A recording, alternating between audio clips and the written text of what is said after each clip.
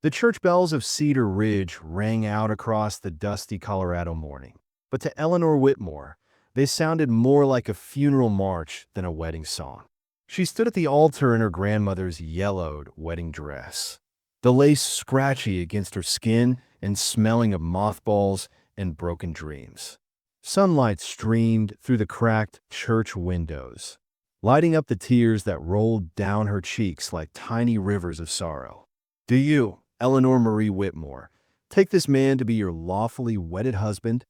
Reverend Patterson's voice seemed to come from somewhere far away, like she was hearing it through water. Her hands shook as she gripped the wilted bouquet of daisies, the same flowers that were supposed to be for her wedding to Thomas Harrington 6 months ago. But Thomas was buried somewhere in the muddy fields of France now, along with all her dreams of happiness. Behind her, the good people of Cedar Ridge whispered loud enough for her to hear every cruel word. "Poor thing, marrying for money," said Mrs. Henderson. "Her father's gambling debts, you know," added Mr. Peterson. "Such a shame about that Harrington boy. Now she's got to marry that weak Pemberton fellow to save the family." Eleanor tried to speak the words that would seal her fate forever. I, I do." But instead of wedding vows, only a broken sob came out. The sound echoed through the small church like a gunshot. Everyone fell silent except for the sound of her heart breaking into 1,000 pieces. This wasn't how it was supposed to be. She was supposed to marry for love, not to pay off her father's debts to men in dark suits who came knocking at their door. That's when the heavy wooden doors at the back of the church burst open with a bang that made everyone jump in their seats. A figure stood there, outlined against the bright morning sun like something out of a storybook. Broad shoulders filled the doorway. Worn leather chaps spoke of long days in the saddle, and a cowboy hat was pulled low over eyes that had seen too much of the world's trouble. The man stepped into the church, and his spurs made a soft, jingling sound with each step he took down the aisle. "Sorry I'm late," he said, and his voice was like whiskey and smoke, deep and rich and somehow familiar. Eleanor's heart did something strange at her chest as she watched him walk toward the altar. She'd never seen him before, but something about him made her feel like she could breathe again for the first time in months. The groom, Charles Pemberton, turned red as a beet and started sputtering like a wet cat. Charles was thin and pale, with soft hands that had never done an honest day's work. His family money came from his grandfather's silver mine, and he'd spent the whole war safe in Denver while better men died in foreign fields. "This is outrageous," he squeaked. "Sheriff Daniels, remove this vagrant from God's house immediately." But the cowboy never took his eyes off Eleanor. In those dark eyes, she saw something she'd almost forgotten existed. She saw the girl she used to be before the war took Thomas, before her father's gambling destroyed everything, before duty and desperation had led her to this altar and this moment of misery. The stranger removed his hat, showing dark hair touched with silver at the temples, though he couldn't be much older than 30. "Miss Eleanor," he said, and somehow he knew her name. "You don't look like a woman who wants to be here."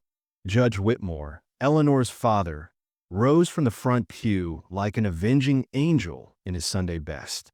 His face was purple with rage, and his hands shook with fury. "How dare you interrupt a sacred ceremony? This is my daughter's wedding day." But even as he said the words, Eleanor could see the shame in his eyes. He knew what he was doing to her, selling her like a prize cow to pay for his mistakes at the poker table. The cowboy looked straight at the judge, and his voice was calm as a summer evening. "Sacred?" he asked. "Look at her, Judge. Really look at your daughter. When was the last time you saw Eleanor smile?" The question hung in the air like smoke from a campfire. Eleanor felt her breath catch in her throat because she couldn't remember. She couldn't remember the last time joy had touched her lips, the last time laughter had bubbled up from her chest, the last time she'd felt anything but sadness and fear and the crushing weight of other people's expectations.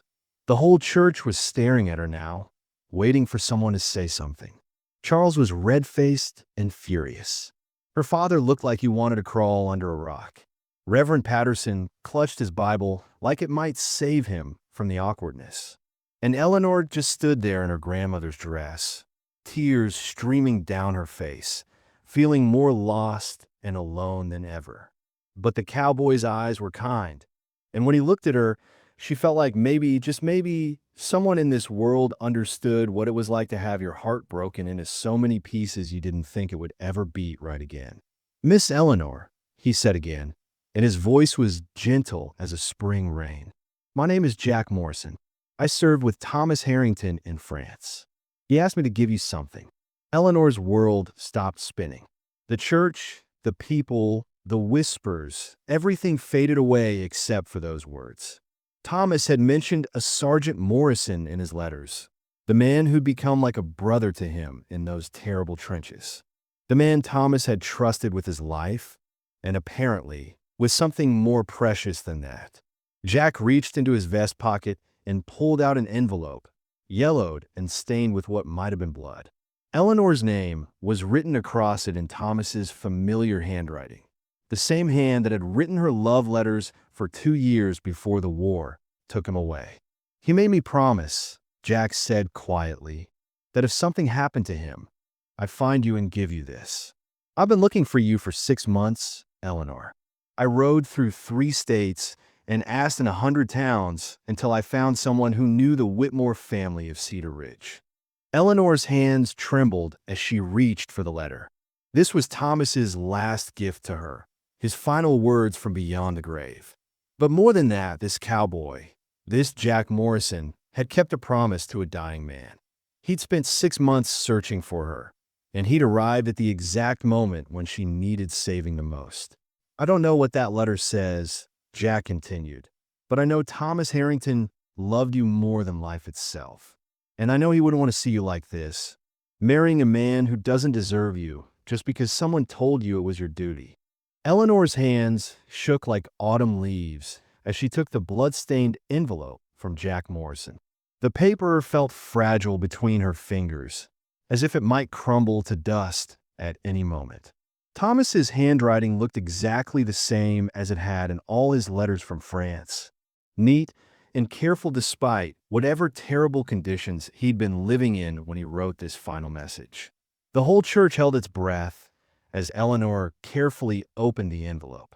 Inside was a single page, and she could see dark stains on the corners that made her stomach twist with grief. This letter had been with Thomas when he died, had maybe even caught some of his blood as he lay dying in some muddy trench thousands of miles from home. "My dearest Eleanor," she read silently, but her lips moved with the familiar words. "If Jack is reading this to you, then I didn't make it home like I promised. I'm sorry, sweetheart. I'm so damn sorry." Eleanor's vision blurred with tears, but she kept reading. "I know your father's gambling has gotten worse since I left. I know he owes money to dangerous men. I know he's probably trying to marry you off to pay his debts." Eleanor looked up at Jack, surprised that Thomas had known about her family's troubles. Jack nodded grimly. "He worried about you every day," Jack said quietly. "He made me promise to watch out for you if something happened to him." She looked back at the letter, her heart pounding. "Eleanor, you listen to me good. Don't you dare marry some rich man's son just to save your father from his own mistakes. You deserve to be loved, really loved, by a man who sees how special you are. You deserve to laugh again, to smile again, to be happy again. I release you from our engagement, sweetheart. Find someone who will love you the way you deserve to be loved. Find someone who will bring back that beautiful smile of yours." The letter fell from Eleanor's hands and fluttered to the church floor like a wounded bird. Charles Pemberton's face turned an ugly shade of purple. "This is ridiculous," he sputtered. "A dead man's words don't change anything. We have a legal agreement." But Judge Whitmore looked like he'd been punched in the gut. His face had gone white as fresh snow, and his hands were shaking worse than Eleanor's had been. "Eleanor," he whispered, "I didn't know you still had feelings for. I thought you were ready to move on." "Ready?" Eleanor's voice cracked like a whip. "Ready to be sold like a prize horse to pay for your poker games? ready to spend my life with a man who can't even look me in the eyes. She turned to face Charles, and for the first time in months, fire burned in her chest instead of just cold emptiness. Tell them, Charles. Tell everyone here why you really want to marry me. Charles's mouth opened and closed like a fish gasping for air.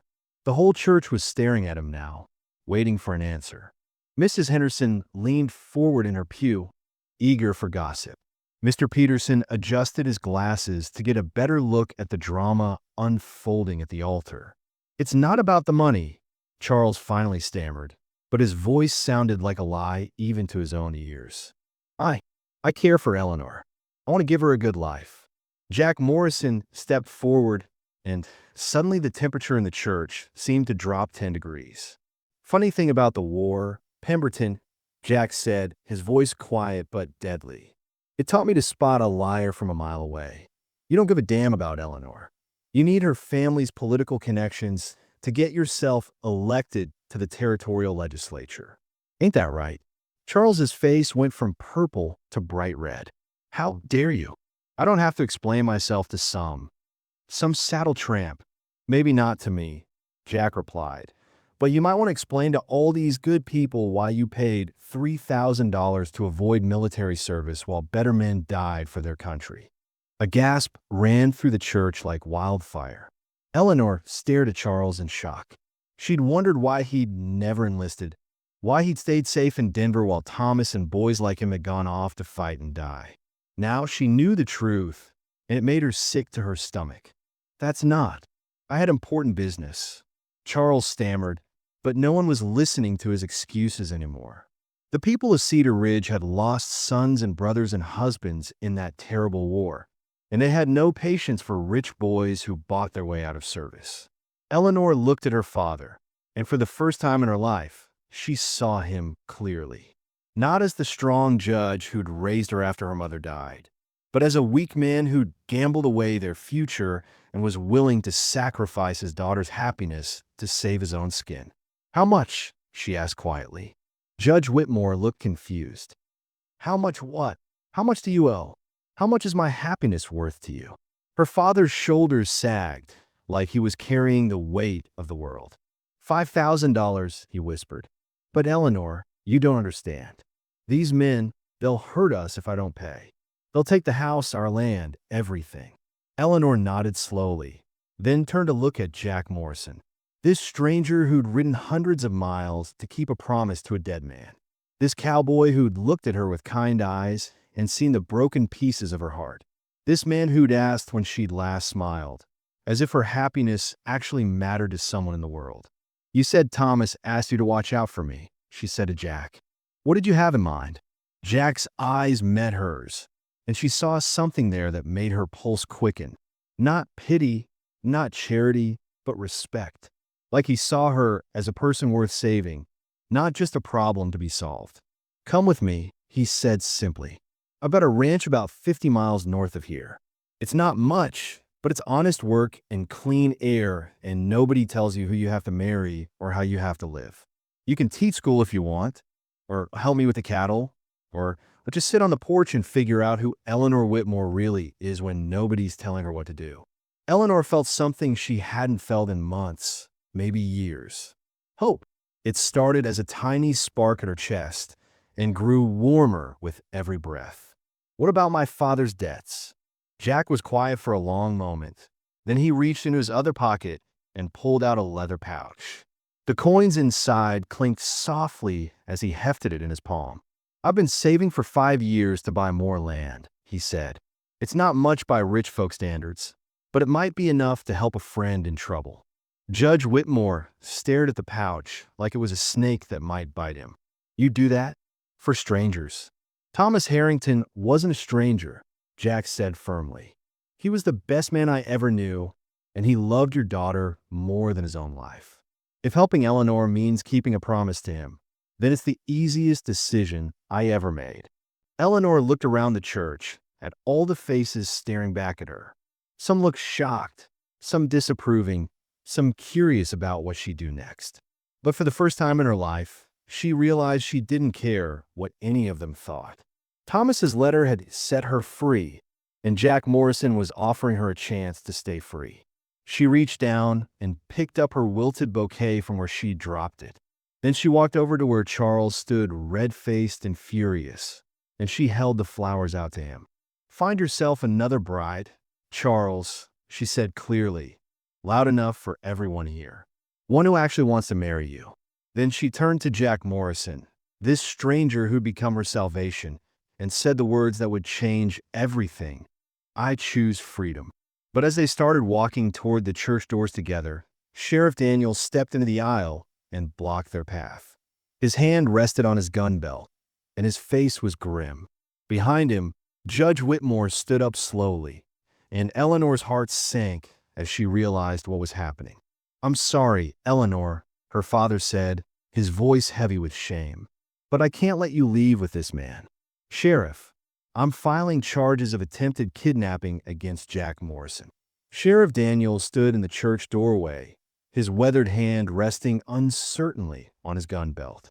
Behind him, Judge Whitmore's face burned crimson with rage, while Charles Pemberton's weak chin trembled with indignation.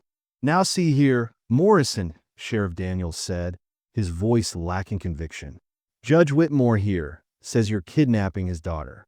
Jack kept his stance relaxed, but Eleanor could feel the coiled tension in his body beside her. "Sheriff, I served under Colonel Matthews in the 7th Cavalry. You can wire Fort Collins for my service record. I've never taken anything that wasn't freely given." "Eleanor hasn't given anything," Judge Whitmore sputtered, pushing forward. "She's my daughter, my responsibility. I'm 24 years old, Papa." Eleanor's voice cut through the church like a blade, startling even herself with its strength. The months of silent suffering, of swallowing her words and dreams, suddenly crystallized into fierce clarity.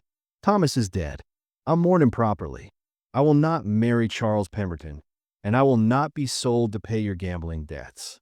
A collective gasp rippled through the congregation. Mrs. Henderson clutched her prayer book to her chest, while old Mr. Bailey nodded approvingly from the back pew. "You don't know what you're saying, girl." Charles stepped forward, his pale eyes darting between Eleanor and Jack. "You're overwrought, emotional.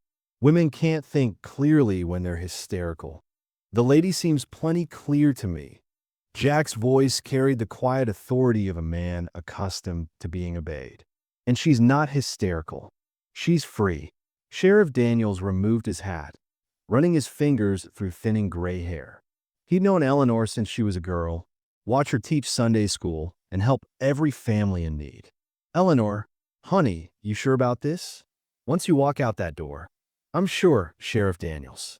Eleanor reached up and removed the wilted orange blossoms from her hair, letting them fall to the church floor. "I've never been more certain of anything in my life. This is preposterous." Charles's voice cracked like a boy's. "Sheriff, arrest this vagrant immediately." "For what crime?" Jack asked calmly, delivering a dead soldier's letter to his intended. The congregation erupted in whispers. Everyone knew Thomas Harrington had died at Below Wood, but a letter from beyond the grave? It was like something from a dime novel. "You have no proof," Charles began. Jack reached into his vest pocket and produced a small, worn photograph. Eleanor gasped as she saw her own face smiling back at her, younger and full of hope. On the back, in Thomas's careful script, "My dearest Eleanor, may you find happiness always." Thomas carried this with him every day for 2 years, Jack said quietly. "When he died in my arms, he made me promise to find you, to make sure you were happy. Does this look like happiness to you?" Sheriff Daniels looked at Eleanor's tear-stained face, then at Charles's clenched fists, then at Judge Whitmore's desperate expression. Finally, he stepped aside. "I reckon a grown woman has the right to choose her own path," he said slowly, "long as she's choosing freely." "Thank you, Sheriff." Eleanor lifted her chin, feeling strength flow through her for the first time in months. She gathered her skirts and moved toward the door, Jack falling in a step beside her. "Eleanor," Judge Whitmore's voice broke. If you leave now, don't bother coming back." She paused at the threshold, sunlight streaming through the open door to illuminate her face. "I love you, Papa, but I won't sacrifice my life for your mistakes anymore." As they stepped outside, Jack's black stallion waited patiently, along with a smaller chestnut mare. "Can you ride?" he asked quietly. "I grew up on a ranch before Papa lost it to cards," Eleanor replied, accepting his boost up onto the mare's back. "I can keep up." Behind them, Charles's voice rose in fury. "Organize a posse. I won't be made a fool of by some drifter and an ungrateful girl." Jack swung up onto his horse, his movements fluid and practiced. "We need to move fast. I know these mountains, but Charles has money and anger. Dangerous combination." They urged their horses into a gallop, leaving Cedar Ridge behind in a cloud of dust. Eleanor felt the wind whipping her hair free from its careful pins, the wedding dress streaming behind her like a banner of rebellion. For the first time in over a year, she was truly breathing. "Where are we going?" she called over the thunder of hooves. "Somewhere safe," Jack replied. "Somewhere you can remember who you are." They rode hard for 3 hours, following deer trails and creek beds that would hide their tracks. Jack's knowledge of the terrain was absolute. Every hidden valley, every shortcut through the pines. Eleanor found herself studying his profile as they rode, noting the way he sat his horse like he'd been born in the saddle, the quiet competence in everything he did. "Why?" she asked during a brief stop to water the horses. "Why did you really come for me?" Jack was quiet for a long moment, staring out at the mountains. "Thomas talked about you every day. Said you had the prettiest laugh west of the Mississippi, that you could tame wild horses and teach reading to anyone with half a brain." He looked at her then, his dark eyes serious. "Said you deserved better than what life had handed you." I reckon he was right. "And you? What did life hand you?" "Loss," he said simply. "Same as you. But Thomas taught me something before he died. He said grief ain't meant to be a cage. It's meant to be a teacher." As if summoned by their conversation, the distant sound of horses echoed through the valley below. Charles's posse, following their trail. Jack's expression hardened. "We need to reach my cabin before dark. Can you keep riding?" Eleanor nodded, swinging back onto her horse. "Lead the way, Sergeant Morrison." They pushed deeper into the wilderness, following a winding trail that climbed steadily through stands of aspen and pine. The air grew thinner and cleaner, washing away the suffocating memories of the church and her father's disappointed face. As the sun began to set, painting the sky in brilliant oranges and purples, Jack's cabin came into view. It was simple but well-built, nestled in a meadow beside a crystal-clear stream. Smoke rose from the chimney, and Eleanor realized someone had been expecting them. "Friend of mine, Pete Yazzie," Jack explained, seeing her questioning look. "Navajo tracker. Best man I know with horses and trouble both." A tall, weathered man emerged from the cabin, his dark eyes taking in Eleanor's bedraggled wedding dress with barely concealed amusement. "You sure know how to make an entrance." "Jack Morrison," Pete said in accented English. Half the territory's buzzing about the bride who ran away with a mysterious cowboy. Eleanor slid down from her horse, her legs trembling with exhaustion and emotion. Jack was beside her instantly, his strong hands steadying her. "Welcome to freedom, Miss Eleanor," he said softly. "Now let's see about bringing back that smile." As if his words were magic, Eleanor felt her lips curve upward for the first time in months. It was tentative, fragile as a new leaf, but it was real. Behind them, the sound of pursuing horses grew closer, but for this one perfect moment, Eleanor Whitmore was exactly where she belonged. The piece of Jack's mountain cabin shattered like glass as gunshots cracked through the evening air. Eleanor jerked upright from where she'd been sitting by the fire, her borrowed clothes, Pete's spare shirt and trousers, making her feel both vulnerable and strangely liberated. "Eleanor Whitmore." Charles Pemberton's voice echoed across the meadow, shrill with desperation and wounded pride. "Come out now, and we'll forget this foolishness ever happened." Jack moved to the window, his Winchester rifle already in his hands. Pete positioned himself at the back door, his own weapon ready.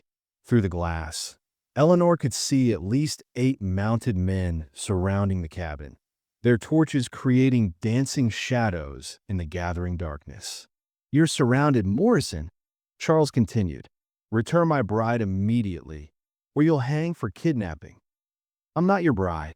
Eleanor's voice rang out clear and strong as she stepped to the window beside Jack. "I never was." A murmur went through the posse. Eleanor recognized many of the faces: Mr. Garrett from the general store, young Billy Patterson, even Dr. Mitchell. These were men who had known her all her life, watched her grow up, respected her as their children's teacher.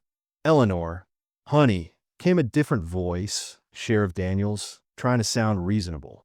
"Your papa's beside himself with worry. Just come on out and we'll talk this through proper like." "Where is my father?" Eleanor called back. "Right here, you ungrateful girl." Judge Whitmore rode forward, his face twisted with rage and something that might have been fear. "I've raised you, fed you, educated you, and this is how you repay me? Running off with some saddle tramp." Jack's jaw tightened, but Eleanor placed a gentle hand on his arm. "Papa, I repaid you by being the perfect daughter for 24 years, by giving up my dreams to keep house for you, by agreeing to marry a man I don't love to pay debts I didn't make. Those debts are family responsibility," the judge shot back. "No, Papa, they're your responsibility. Your gambling, your choices, your consequences." Eleanor's voice carried a strength that surprised even her. "I won't be sold like a broodmare to fix what you've broken." Charles spurred his horse closer, his pale face flushed with fury. "You think you can embarrass me in front of the entire territory? Make me a laughingstock?" "The truth isn't embarrassment, Charles," Eleanor replied. "It's just truth." "What truth?" Charles's voice cracked. "That you'd choose this vagrant over a respectable businessman?" Jack stepped forward then, his voice carrying the quiet authority that had commanded men in battle. "Funny thing about respect, Pemberton, real men earn it. They don't buy it or inherit it." "How dare you?" "I dare because I know what you are."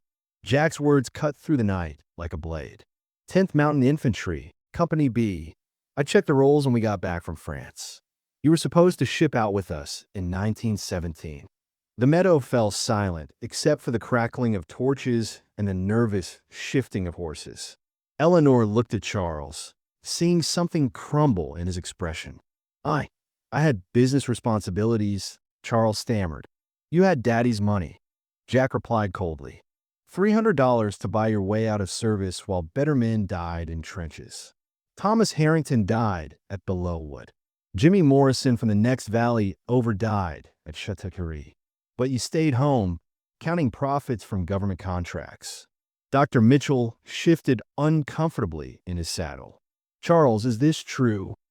It's perfectly legal to hire a substitute," Charles said weakly. "Legal? Maybe," said a new voice from the posse. Billy Patterson, barely 19, who'd lost his older brother in France. "But not honorable." "You don't understand the pressures of business," Charles began desperately. "I understand cowardice," Jack interrupted. "And I understand men who prey on grief and desperation to get what they want." Eleanor felt the pieces clicking into place. "That's why you chose me, isn't it, Charles? The grieving fiancé of a war hero. It would look good for your political ambitions. Show what a magnanimous man you are, rescuing poor Eleanor Whitmore." "That's not," Charles started, but his voice died under the weight of truth. "Enough of this." Judge Whitmore's voice cracked like a whip. "Eleanor, you will come home this instant." "Why, Papa?" Eleanor stepped fully into the doorway, backlit by the cabin's warm glow. "But you can marry me off to the highest bidder, so you can use my reputation to pay for your next poker game. You're my daughter. You owe me obedience. I owed you love, Papa, and I gave it freely for 24 years. Eleanor's voice broke, but she held steady. "What did I get in return? You sold my horse to pay gambling debts. You sold Mother's jewelry. You sold my teaching position to a man because you needed the school board's political support. And finally, you decided to sell me. The words hung in the night, air like smoke. Several of the posse members exchanged uncomfortable glances. These were decent men, many of them fathers themselves. Eleanor, Dr. Mitchell spoke up gently. What do you want to do? I want to be free to choose my own life, she replied simply. I want to teach children because I love it, not because it's expected. I want to marry for love, not obligation. I want to smile again without feeling guilty about it. And this man can give you that. Sheriff Daniels asked, nodding toward Jack.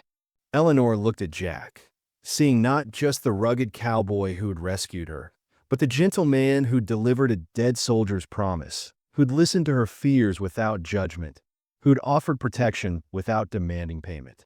He already has, she said softly. For the first time in over a year, I remembered what it felt like to hope. This is ridiculous. Charles's voice rose to nearly a shriek. I won't be humiliated by some schoolmarm and a drifter.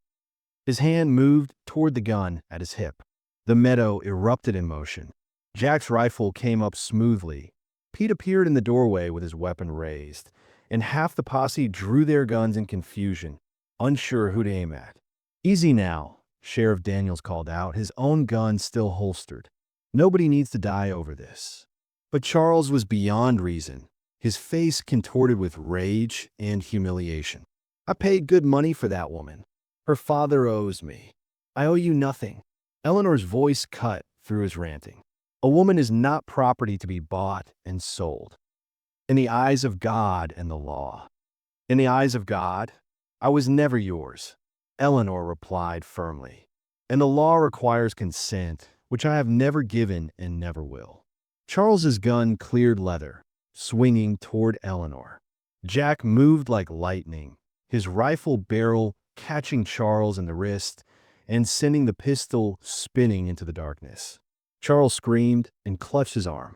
That's enough. Sheriff Daniels finally drew his weapon, pointing it at Charles. Charles Pemberton, you're under arrest for attempted assault with a deadly weapon. You can't arrest me. My father owns half this county. Your father's dead, Charles, Dr. Mitchell said quietly. Heart attack last winter, remember? And debt owns the other half of what you think you control. The fight seemed to go out of Charles all at once. He slumped in his saddle, suddenly looking younger and more pathetic than dangerous. Judge Whitmore stared at his daughter for a long moment, seeing perhaps for the first time the strong woman she'd become. Eleanor, he said finally, his voice barely above a whisper, I never meant. I just wanted to secure your future. I know, Papa, Eleanor replied, tears streaming down her face. But you can't secure someone else's happiness. You can only give them the freedom to find it themselves. The judge nodded slowly, looking older than his 58 years. What will you do? Eleanor looked at Jack, then back at her father. I don't know yet, but whatever it is, it will be my choice. As Sheriff Daniels led Charles away and the posse began to disperse, Judge Whitmore remained behind, staring at the cabin where his daughter stood in the doorway, finally free. The debts, he began, will be dealt with, Jack said quietly, stepping up beside Eleanor. But not by selling your daughter's future. The judge looked at Jack with new eyes, seeing not a vagrant, but a man of honor. What are you offering? A chance, Jack replied simply, for all of us to start over. As the last of the torches disappeared down the mountain trail, Eleanor leaned against Jack's solid presence, feeling the weight of 24 years of obligation finally lifting from her shoulders. You kept your promise, she whispered. Which one? You brought back my smile. She looked up at him, her face radiant with newfound freedom. Now, what happens next? Jack's arm tightened around her, and for the first time since before the war, he felt hope stirring in his chest. Now he figured out how to build a life worth smiling about.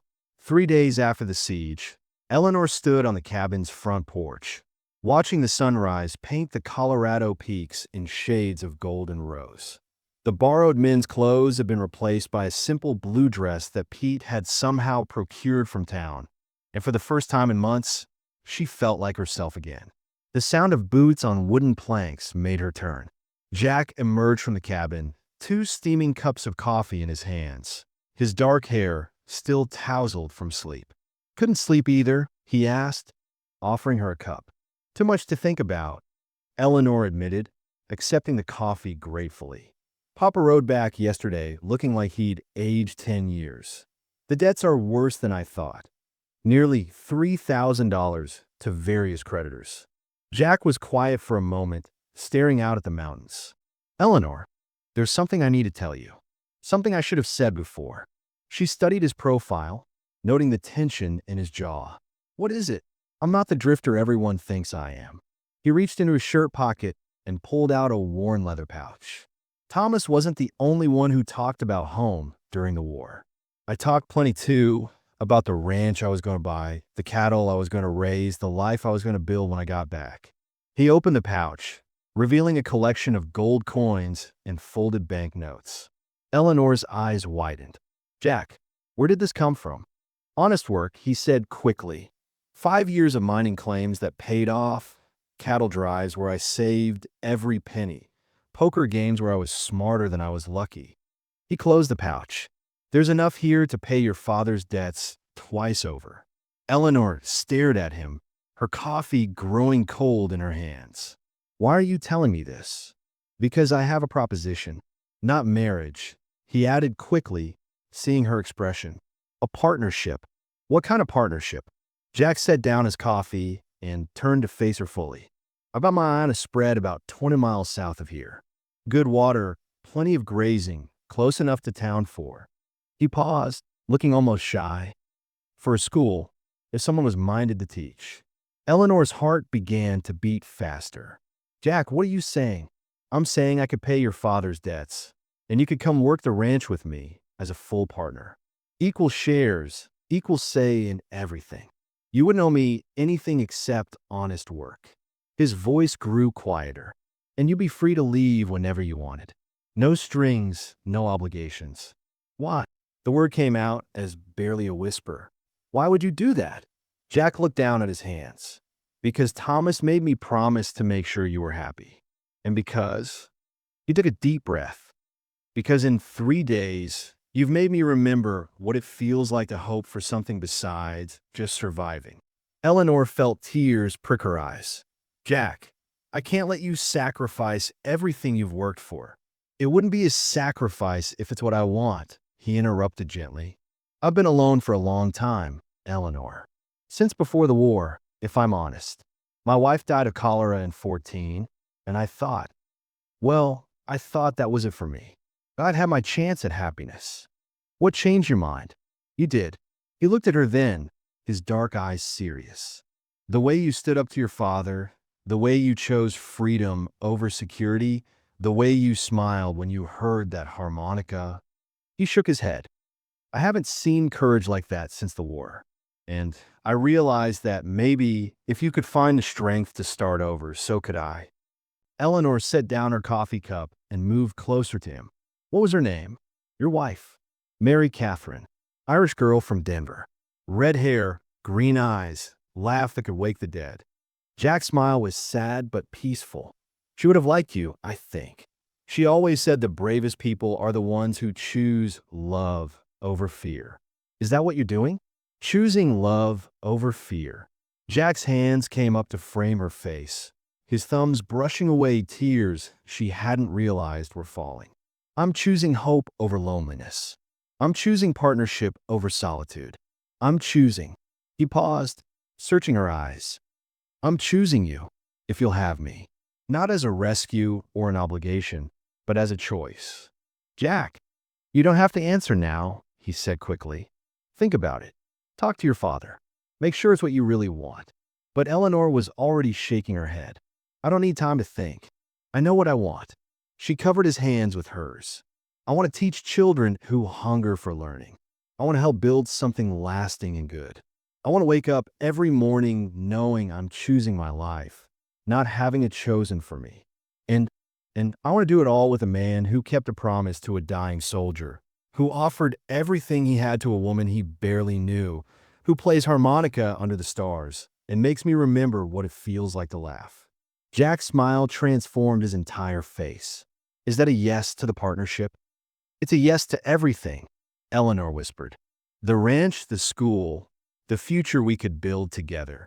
He kissed her then, soft and sweet and full of promise. When they broke apart, Eleanor rested her forehead against his. "There's just one thing," she said. "What's that?" "When we do this, when we become partners, I want it to be as equals. I won't be the rescued maiden in this story, Jack Morrison. I'll pull my weight.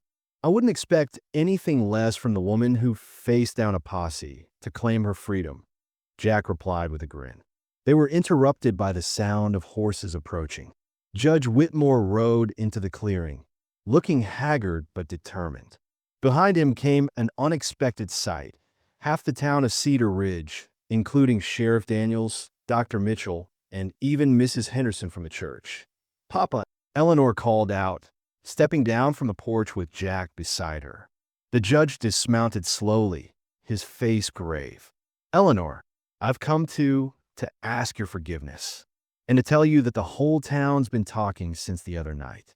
Sheriff Daniels rode forward, touching his hat brim. "Miss Eleanor, we wanted you to know that we've all had time to think about what happened, about what was said." And Jack's voice was cautious. Dr. Mitchell cleared his throat. "And we think you're right. About freedom, about choice, about a woman having the right to determine her own future." Mrs. Henderson, who had always been the strictest moral voice in Cedar Ridge, spoke up. "Eleanor, dear, I watched you grow up. You've been a light in this community, teaching our children, helping our families, giving of yourself without complaint. If anyone deserves happiness, it's you." Judge Whitmore stepped forward, his hat in his hands. "Daughter, I've made a mess of things. A terrible mess.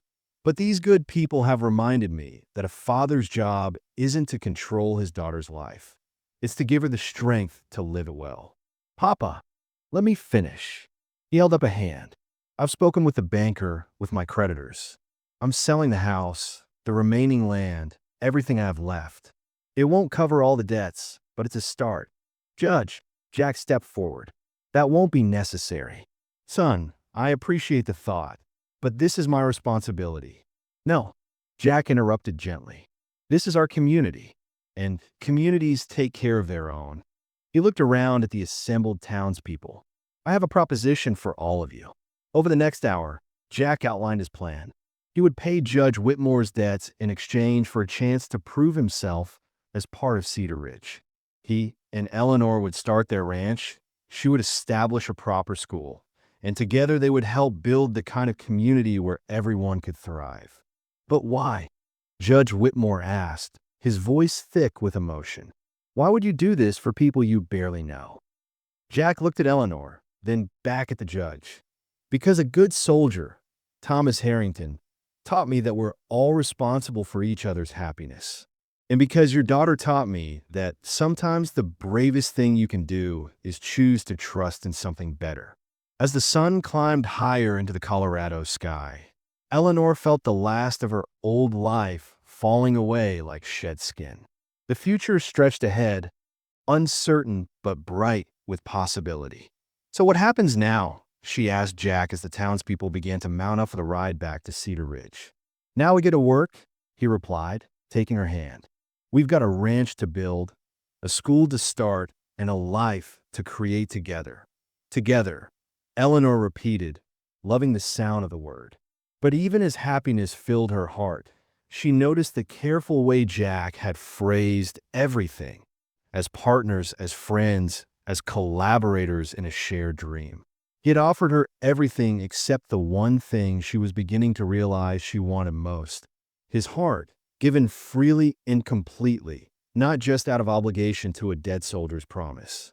The question that would haunt her for the next 6 months was simple. Did Jack Morrison love her, or was he simply a good man doing his duty? And if it was only duty, would she have the courage to let him go when he realized he'd done enough? 6 months later, Eleanor stood in the doorway of their newly built schoolhouse, watching Jack load his saddlebags onto his horse. The autumn air carried the scent of wood smoke and dying leaves, and her heart felt just as cold. "You don't have to do this," she said quietly.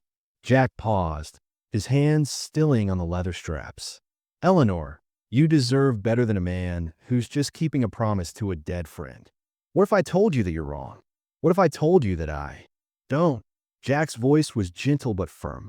"Don't say something kind just to make me feel better about leaving." Eleanor stepped off the schoolhouse porch, her worn boots crunching on fallen leaves. "Jack Morrison, in 6 months of working together, have I ever once lied to you?" He turned to face her, his dark eyes troubled. "No, but—" "Then don't you dare call the truth kindness." Eleanor's voice shook with emotion. "I love you. Not because you rescued me. Not because you paid Papa's debts. Not because Thomas asked you to watch over me. I love you because you make me laugh when I'm frustrated with difficult students. Because you never once made me feel less capable on the ranch. Because you play harmonica after supper and don't mind when I sing along off-key." Jack stared at her, his hands dropping from the saddlebags. "Eleanor, I love you because you're good and kind and honorable. Yes, but also because you snore just a little and you burn coffee every morning and you get that crease between your eyebrows when you're trying to solve a problem." Tears streamed down her face now. "I love you because you're you, Jack Morrison. Not because you're anybody's idea of what I should want." "You don't understand," Jack said desperately. "I'm not educated like you. I can barely write my own name without help. You can write it perfectly well now." After months of evening lessons, Eleanor interrupted. "An education isn't about books, Jack. It's about wisdom, about character, about the ability to see what needs doing and do it. You have more real education than any man I've ever known." Jack took a step toward her, hope warring with disbelief in his expression. "But you could have anyone. The new banker's been asking about you, and Dr. Mitchell's nephew. I don't want anyone else." Eleanor's voice rose, carrying across the meadow. "I want the man who kept a promise not because he had to, but because he chose to. I want the man who offered me partnership instead of protection. I want the man I've been falling in love with every single day for 6 months. Even if that man doesn't know how to be anything but a cowboy." Eleanor closed the distance between them, reaching up to touch his face. "Especially if that man is a cowboy who taught me that love isn't about being rescued. It's about choosing to build something beautiful together." Jack's resistance crumbled. His arms came around her, holding her tight against his chest. "I've been so afraid," he whispered into her hair. "Afraid that you'd wake up one day and realize you'd settled for less than you deserved." "The only thing I'm afraid of," Eleanor whispered back, "is losing the man who brought back my smile and gave me a reason to hope." When they finally pulled apart, Jack's eyes were bright with unshed tears. "In that case, Miss Eleanor Whitmore, would you do me the honor of becoming my wife? Not as a business partner, not as an obligation, but as the woman I love more than my own life." "Yes." Eleanor laughed through her tears. "Yes, yes, 1,000 times yes." They were married 3 weeks later in the same church where Eleanor had once stood weeping. But this time, her dress was new, her smile was radiant, and her vows rang with joy instead of sorrow. "Do you, Eleanor, take this man to be your husband?" "I do," she said clearly, her eyes never leaving Jack's face. "I choose him freely, completely, and forever." Judge Whitmore, walking his daughter down the aisle with tears of pride in his eyes, watched as Jack kissed his bride with the reverence of a man who knew the value of second chances. 5 years later, Eleanor sat in her garden, watching Jack teach their 3-year-old son to play harmonica while their baby daughter slept in her arms. The same woman who had once wept at a forced altar now laughed with pure joy as her husband played off-key and their son giggled with delight. "You kept your promise," she called to Jack. "Which one?" he called back, grinning. "All of them," Eleanor replied, "but especially the one about bringing back my smile." And as the Colorado sunset painted the sky in shades of gold and rose, Eleanor Morrison smiled the smile that had never left again.